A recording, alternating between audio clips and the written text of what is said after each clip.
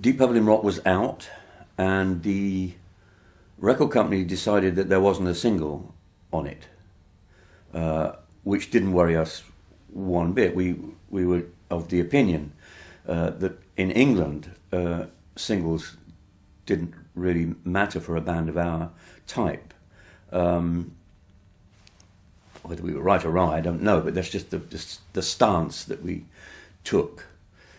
Maybe a little self-consciously, maybe a little, no, we don't do singles, man, But the record company insisted, and so we were trundled into a studio in Queensway and told to write one. Well, there's nothing less likely to make you write a single than that. Do it. You've got 4 hours. So we went through all sorts of bits and pieces, found a couple of little odd ideas, but nothing that floated our boat particularly. So we did what all proper rock bands do, is we went to the pub.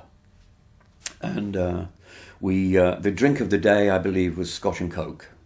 So we had a few of those.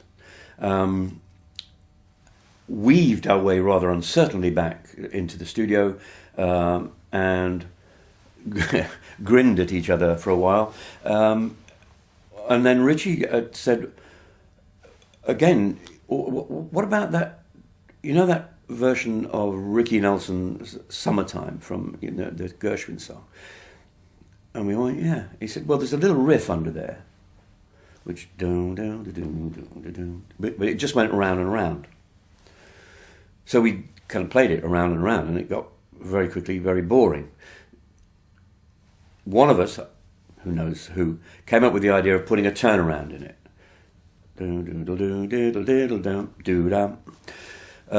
Which made it a little less repetitive and boring, and then Ian Pace did one of his magical little things, where one of those drum breaks that he used to come up with in those days, what are you doing there, Ian? I have no idea, it just fits, So that was cool.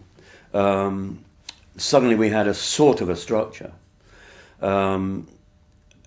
And we came up with, I don't know, about 3 minutes of this thing, and it was rocking on quite nicely, and Gillan disappeared into a corner and came back with a set of utterly nonsensical lyrics, which they mean absolutely nothing as far as I can tell. I think at the time, I do remember, in spite of the Scotch and Cokes, him saying, "This don't mean a thing." I think Roger might have thrown in a couple of rhymes, and then we had Black Knight.